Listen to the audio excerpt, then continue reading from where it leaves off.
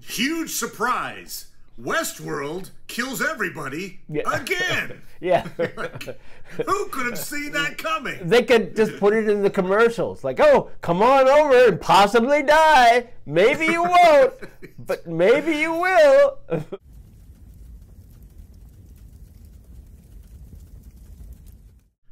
Hail, Internet. It's Paul. It's Matt. The Dork Lords. We're here talking about Westworld. Season 4, Episodes 7 and 8. The final 2 episodes of the season, Metanoia and Sera. We open Episode 7 with Bernard and Maeve assaulting Hoover Dam, and what we find out is one of Bernard's infinite simulations. The big question posed is whether the real Maeve, not simulated Maeve, will give up an eternity of happiness with her daughter in the sublime in order to try to save humanity. Spoiler alert, the answer is yes. What? We end with humanity destroyed, so it was pointless. Okay. There's some question about the outliers, I guess, but 99% of what's left of humanity exists only in the memories of Dolores. Charloris uploads Dolores's pearl into the sublime before committing suicide herself, and Dolores recreates Westworld in the sublime as a final test for humanity. Her final line is, maybe this time we'll set ourselves free. Paul? Yes? What'd you think of the final 2 episodes of Season 4? I mean, you've been such a huge devotee of this season generally. That's true. That's true. This is a surprise. Yeah. It's almost as surprising as all those people deciding to give up their own best interests in favor of the humans, you know? Right. So the execution, I think, could have been much better about what they were doing. And, you know, I don't know if they... I will grant them this. What they try to do... you know, that their whole plan is just difficult. We're 5 seasons or 4 seasons out from the original premise. Right. You know, the original show, they tried to do, you know, riffs on that idea or whatever. And it's hard, you know, and it's interesting. I think you were always talking about, and I never agreed with you, but you always talked about how it's sort of like you were expecting them or thought it was they should get back to the Westworld, because that's what it's called. It's called Westworld. It's called Westworld. They're going back. Yep. Yeah, whatever. I mean, it's just a park, you know. And yes, they had, you know, it has an interesting theme in terms of the Wild West, and you know, and right. so, Civilization versus versus chaos or anarchy, basically. Yeah. But you know, it's not like that's exclusive. Like we only ever have that in the Wild West. And it's true that I would agree with you that if this was season 4 and we've had however many 40 episodes of them in Westworld, that would have been a very old trope at this point, right? They would have. So I appreciate that the show's like, let's try to take this theme out into the world and try to figure. I get that they wanted to do something a little grander than simply just continue to do Westworld stuff. I get that, and but the execution, as you say, So I'm curious to see what that means next season for how they are gonna. Yeah, let's talk about that in a second. We'll talk about like what we think this test is and how they're gonna pull that off. But I guess there's still some question as to whether there will be a season 5. But I think there was an interview with Ed Harris where he mentioned that there would be, and he seemed very positive that there would be a season 5. So sounds like season 5, and obviously the end of this season certainly sets itself up for it, right? All right, come back to Westworld in the sublime. Yeah. So I was also kind of underwhelmed by this finale. I think I liked the season better overall than you did, but there's some problems here. I mean, there were lots of action, particularly in the finale. Yeah. Headshots galore. Yep. Yes, exactly. I think it felt intentionally very much like a video game. I think they were trying to go with that kind of feel to it, where William has basically set all of the humans against each other. Everybody fight for supremacy, battle of the fittest. And so you've got, even they had that little reappearance of one of the hosts from like season 1, Rebus. And he comes out, he's like, I'm having a great time just killing all the humans. Yeah. And then he gets killed off. But yeah, so they were in a giant MMORPG. But for all that action, I did find myself getting a little bored in the finale. The pacing of the dialogue is one reason, and I'll get to that in a second.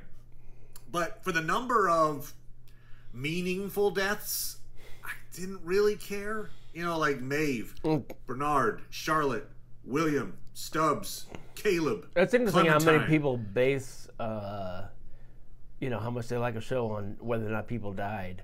Well, you know, you get these things where you got a major character in a show and then they die in some, you know, for some reason or for some purpose, and you know, you can have a reaction to that. I just, you know, are they dead? Probably not. I think all those characters will probably show up in season 5. Sure. Assuming, you know, like maybe there'll be memories of themselves, but essentially they're back. So death is kind of meaningless in this show in some ways. So it's just like, oh, okay, well, he failed in this moment. Oh, well. Well, yeah, they certainly give you a preview of that when, you know, in the 7th episode, when, you know, Charloris got shot in the head. Oh, no, she's okay. She's gone. Then, her drones, like, took the little pearl out, put her in a new body, upgraded her, she's fine. Yeah. Looks exactly the same. Looks a lot like the same actress, in fact. I will do a contrast, and we brought this up, I think, years ago in a recap. Probably no one was watching, so this is almost like brand new. Yes, really. Everyone raise your hands if you're watching. That's right. To a series finale of an old sci-fi show that both you and I really enjoyed, Paul. And in fact, if YouTube had been around, we probably would have been recapping it. Sure. Blake 7. Oh, yeah. And at the end of that series, spoiler alert, Blake 7 becomes Blake 0. Yes.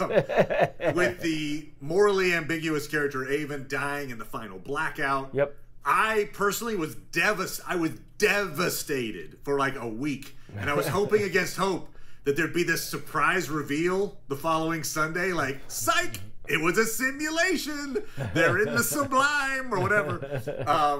But no. The following week, the show started over. It started over with season 1, episode 1. And I just remember my jaw dropped. I was literally like, I walked around sad for a while. Like, and I did not have that feeling here. Let's put it that way. I'm like, okay, that's fine. Maeve will be back. She died. Hell, she died early in the season, and then they brought her back a couple of decades later, and she was fine. So, yeah, the impact of those deaths really just felt flat. It was just like, all right, okay. But here's an example of some issues with the dialogue. I wrote down this conversation between Teddy and Christina, and it's near the end of the episode. It's whispered, of course, for no particular reason. I think they're standing on a balcony, like, just talk. Anyway, but you get this. So it's okay. So here's the conversation. We could still see how. Giant pause. One final test. Giant pause. A game of my own making. Pause. A dangerous game. Pause. How will you do it? Giant pause. Sigh. Pause. The same way I brought you back. I'm like, God, just say it. Just say the lines. Oh my God. It's like the writers think that every word they say is way more impactful than it actually is. Just say the lines. I mean, that thing took literally 5 times as long as that conversation needed to take. It just, I was like checking my watch. I'm like, is this thing over? Anyway, and that's not like an outlier, so to speak. I mean, that kind of conversation happened a few different times. Whenever the show wants you to like, oh, this is meaningful, it just slows everything down so much. It's like, stop. You're just imagining the director there going, come on, stretch it out. We got to get an hour out of this. Go. Like, man. Anyway, so that just it takes me out of it when I'm like noticing. If only plucky editor will come along and just cut out all those extra. Right. Wow, this show's great, and it's only 15 minutes. When did they come up with this Westworld short? Yeah, that's great.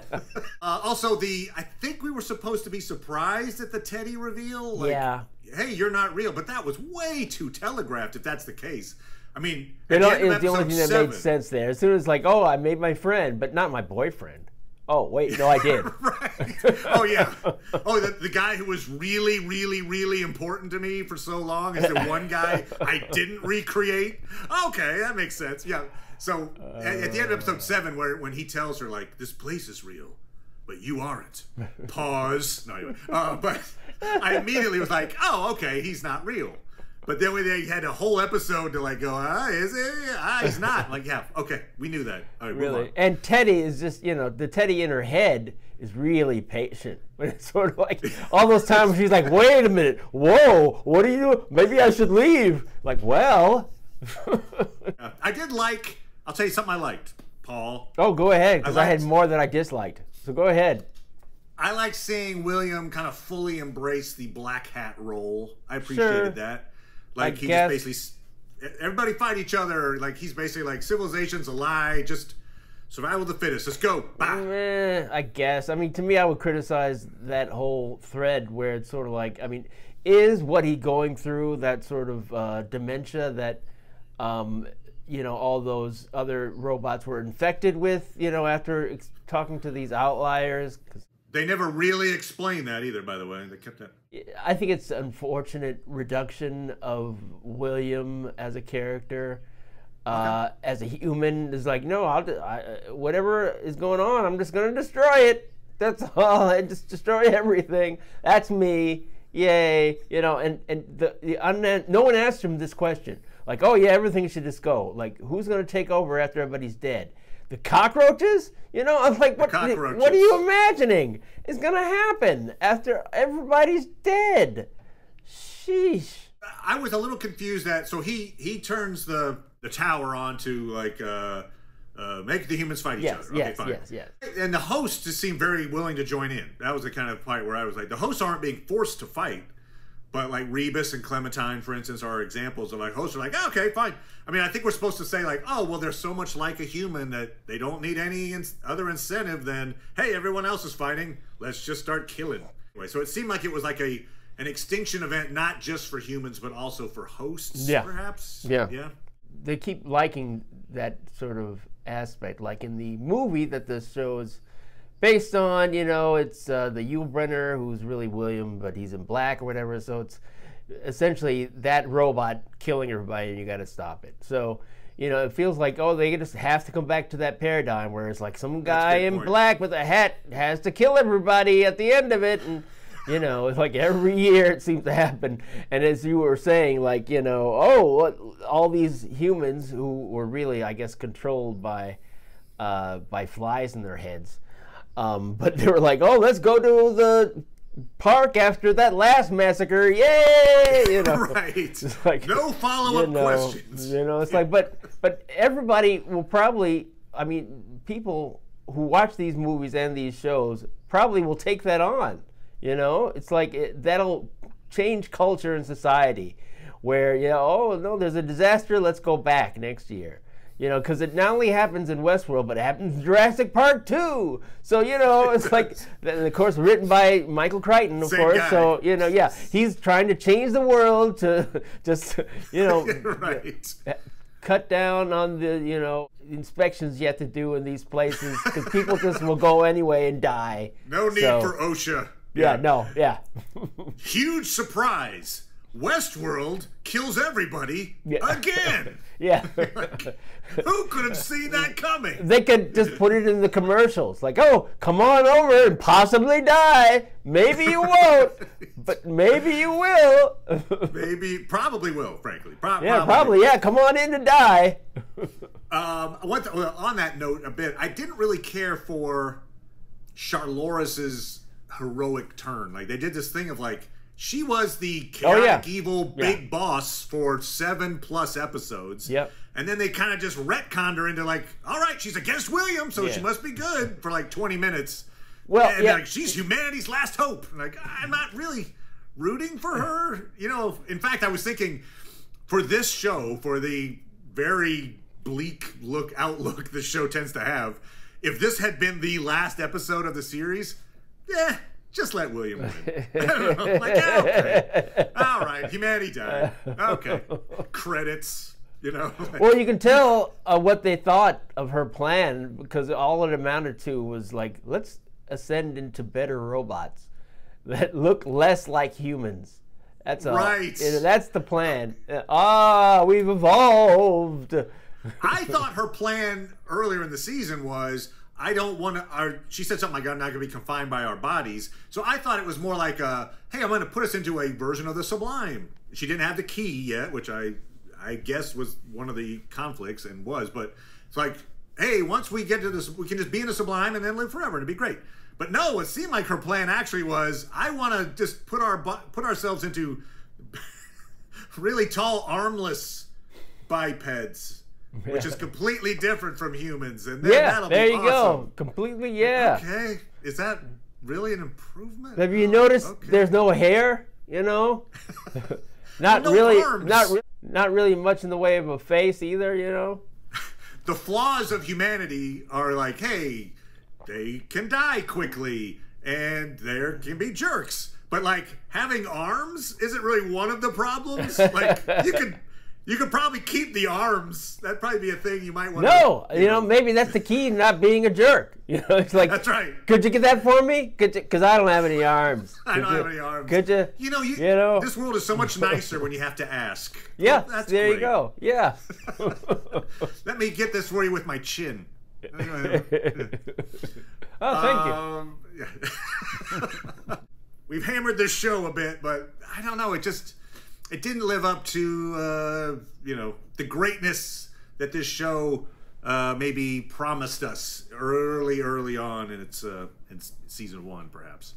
Well, I was bothered by Clementine. You know, it's sort of like, I mean, she was killed earlier in the season, and then we brought her back so that she could go after William, and it's like, there was a question about why she was doing it, but she'll go off and conquer the outliers or whatever they are, and that'll be fine for her. But no, she's just there to get killed. Well, also I would say Maeve's entire purpose just seemed to be a distraction in the final, like Bernard's big plan. You keep him busy while I go do this thing. It was like, it seemed like other people could have done that job. I'll put it that way, but maybe not. Maybe I mean, Maeve the fun that of Bernard going through all those simulations, like Doctor Strange and Endgame, was that you get these Jedi moments where it's like, oh, you don't want to do this or whatever, all these stuff that he figures out. Dork. Right, but that plan didn't seem like it was especially considered, where you're like, oh yeah, that was really good, Right. It felt like it still required a whole hell of a lot of chance. The thing where he's like, oh, I'll die here, but I'll be holding the little iPad, and then Charlotte will inevitably pick it up and push play, and then she'll see my message to her. I'm like, what if she didn't?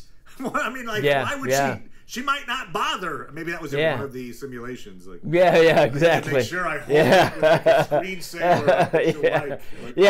Maybe in a bunch of the permutations that he was going through, was like, oh, I gotta come up with the right words. She doesn't like it when I use this phrase. Oh, let me come up with a better. Take 5. Take 72. Take 85. Or he tries an intro that's like too boring, and so she keeps turning it off. Yeah. Hi, Charlotte. It's me, Bernard from the. Oh no! Wait! Damn it! Yeah. Let's assume there's a season 5. Yeah. They're in Westworld, in the Sublime. What is Dolores's final test? Do we care what the final test is? But what is his final test? Yeah, who knows? I mean, I guess it's possible that she does some sort of, weeding out of the people who are crazy or something, or really destructive to society, I guess. I mean, she is God essentially right now. Yeah, right? I mean, she's God, right? Everybody exists in her head. She can control everyone with a thought, and she has created the world. So yeah, I mean, maybe it's like a Garden of Eden type of thing. Like don't eat those apples. Oh, you did it. All right, experiment over. Everybody all does. Right, yeah, right, yeah. Because she does have ultimate authority over this world, and who's in it. In fact, is she only remembering the guests from the park, or like the population of her fake New York? I mean, I feel like she's not remembering, for instance, the entire population of the world. I think, like for most of the world, they are literally 100%. Yeah, that's what we're not I guess we're not sure of. Although, I mean, I feel like what they established is that the people who she was writing stories for were humans, not the hosts, right? Because the hosts were hunting everybody, and so it's not like it's not like she was. So she was writing stories for the humans that had the fly in their heads. She wasn't even aware of the outliers. So, so presumably those are the characters that she still has access, or at least you would think that she still has that. Well, is that what died when they destroyed the power factory, whatever? I don't think so. I think because she mentions like I have all those memories in the like as long as there are memories of them, they live, and I am right. Okay. Yeah. Okay. So all right. Yeah. So and I just say like a framing. So I think what had happened was Charlotte had taken Dolores's pearl, put it into this simulated city, simulated New York, essentially, and then that's where Dolores was living or thinking she was alive, creating stories to try to maintain sentience or something. And then somewhere Charlotte decided, hey, I'll just take what she's simulating and make a real park out of it. And so I think the park aspect was Charlotte basically taking what Dolores was doing just to kind of stay alive or whatever, and then make it into a park. I think that's kind of where that went. I could be wrong.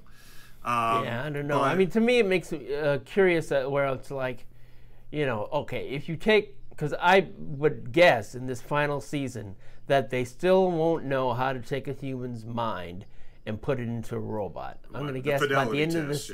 Yeah, I mean, we had talked about it, that fidelity test that we assumed was William in a body, and then that it was successful, right? I think we assumed that, because what's the point of having, this scene in there if it's just going to be like he's 30 days later he's, claws his face off. So we assumed that what we were seeing was, hey, this robot version of your daughter is there. You're talking about the end credit scene at the end of season 2, right? Yes. Which although has never been tied into anything. Right, exactly. It's the biggest red herring on HBO at the moment. But yeah, because for all we know, that's actually the robot William. And they have to do some sort of fidelity test for the robots that are much easier, and they pass. They stop having to take it, and they can walk off into the world. Another pass. All right. We're making great progress today. Yeah. These robots go through like that. But if you were to take. I mean, I've said it now for season 3 and season 4, like, this will tie in for that season 2 thing. But so season 5, if it ties into that season 2 thing, you would think, yes, they've created somehow the memory of William is such like that's human William, and they put him into a robot host, and they're trying the fidelity test again. Yeah. So I think we're both assuming that they're not going to do that, right? I don't know. I mean, I think it's possible that William is the test. That like she creates this world, she brings William back because William's like, yeah, I never changed. Boo to the civilization, kill everything. Can she somehow convince William to change and want to be a better person and help civilization?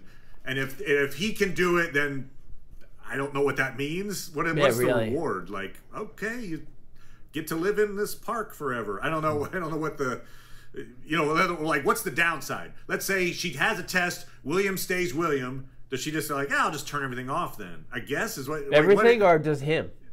I don't know. I don't know. Yeah, I don't know. Because I wouldn't think that. You know, I think it's like, oh, this one, you know, person acted like a maniac. I'm sure it's not worth it for anybody else.